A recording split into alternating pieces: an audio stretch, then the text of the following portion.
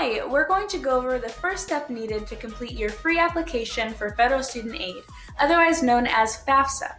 This first step is called the FSA ID, and this works as a username and password needed to fill in the FAFSA application. Now, keep in mind that an FSA ID is needed for the student and for a parent or guardian of the student. And so that's a total of 2 FSA IDs per student.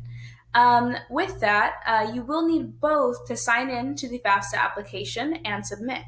Another thing to keep in mind is that the application for FAFSA opens October 1st and the deadline is March 2nd. Be aware, though, that you'll want to submit the FAFSA as soon as possible because many funds are first come, first serve. Other than that, in terms of deadlines, keep in mind that the deadlines for FAFSA are different from the deadlines for our college. And so make sure that you're aware of both and know that you can submit the FAFSA before submitting your application for the college.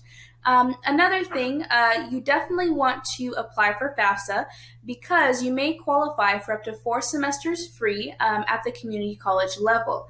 And this is particularly true for first-time students in college after high school. Lastly, if you don't have a social security number, then you'll want to fill out the DREAM application. And for that link, go ahead and see the screen now. And you can head to that link to go ahead and see the steps for the DREAM application. So now we're going to get started by going to the FSA ID website. That is fsaid.ed.gov. Now, once you go ahead and head to the website, the first thing you're going to see is a login. And so, unfortunately, we can't log in yet. So what we're going to do is go ahead and scroll down, and we're going to create an account. After clicking Create an Account, it'll take you to this page where you can get a little bit more information before we get started. So as you scroll down here, you'll see the first thing is what you can use your FSA ID for. We're most concerned about the FAFSA application, and you'll see that that's the first thing listed. Next thing is items needed to create an account. So you will need a social security number, as well as your own mobile phone number and or email address. Keep in mind that the student and the parent filling out the FSA ID, because you will both need to complete one, need to have separate email addresses and or mobile phone numbers listed. And so keep that in mind as you go through, and once you know that you have your social security number as well as your mobile phone number or email address ready, then you can click Get Started.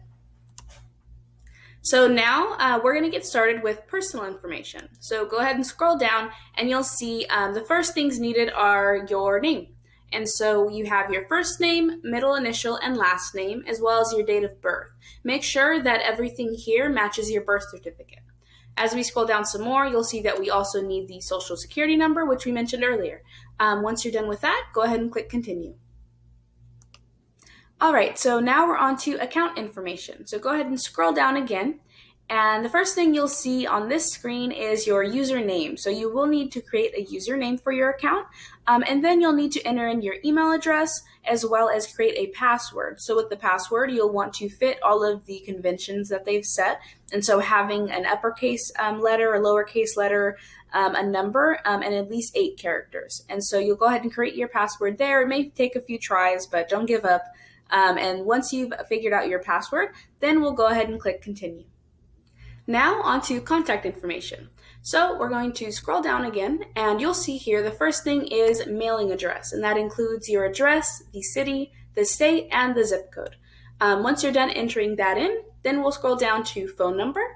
So you'll go ahead and put in your mobile phone number and confirm it, and then you can opt for a mobile phone account recovery. And so you can go ahead and read that there and see if you decide that you'd like to enable your mobile phone for account recovery, which they do recommend, and we recommend as well, because it does make it easier if you ever need to recover your account. And remember to put in a phone number that is different than the one that your parent will put in. Then next thing we'll do is click Continue. The next section is communication preferences. So we're going to scroll down again as usual, and the first thing you'll see here is required communications. So you do have to select one communication form which is required, and that's either by email or by postal mail. So I recommend by email, but that's up to you. If you do favor postal mail, that is an option. So you will need to choose between those two, and then you can move on to optional communications. Now for this, you can opt to receive additional communication by email or by text message, and I recommend it, but again, this is a choice that you can make.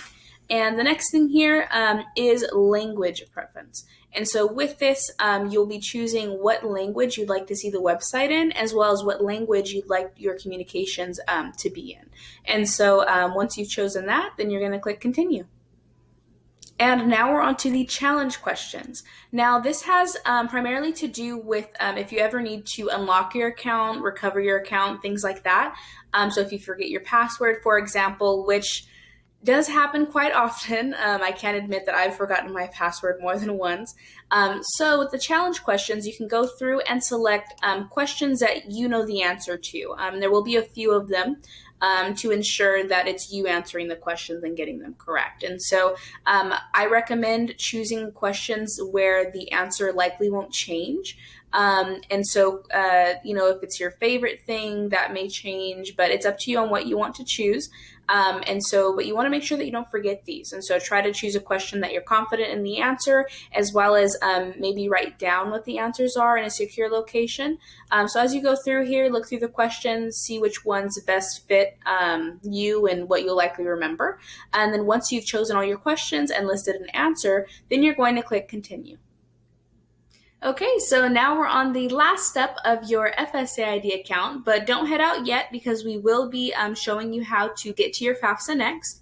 So now for this last step, it is your account recovery. So you want to make sure that you verify your email address and your phone number as well if you entered in both. If you only provided one, so either the email address or the phone number, then you'll just verify whichever one that you provided. Now, once you've verified, then you can go ahead and click finish, and it'll take you to more information and next steps, and you should be able to easily find a link to get started on your FAFSA application. If you're having trouble finding that, then I'm going to show you how. So go ahead and just type in FAFSA.ed.gov. And this will take you to the Federal Student Aid website again, but now you have an easy link over to the FAFSA application. Now, if you need any help, we do have the little assistant here, which you may have seen previously, but we're going to exit out of that. And you're going to be a returning user because you have created your FSA ID. And so you will be clicking login. It may automatically log you in, it may not, but fortunately you just created the account, so you'll know your login information. So you can scroll through here. It'll ask you to tell us or tell them about what you're filling out currently, and then it'll have you log in, and then you can get started on your FAFSA application. So I hope this helped with this first step, and good luck. Hi, if you enjoyed this video, please like and subscribe for more help navigating your time here at Clovis Community College. Leave a comment below with anything that you need help with or want to see on our channel. Bye!